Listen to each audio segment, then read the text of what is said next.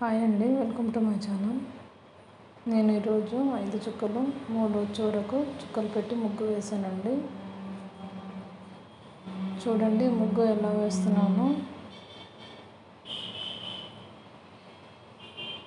ఈ ముగ్గు మొత్తం ఎలా వేసానో చూసాక మీకు నచ్చితే లైక్, షేర్, సబ్స్క్రైబ్ అండి.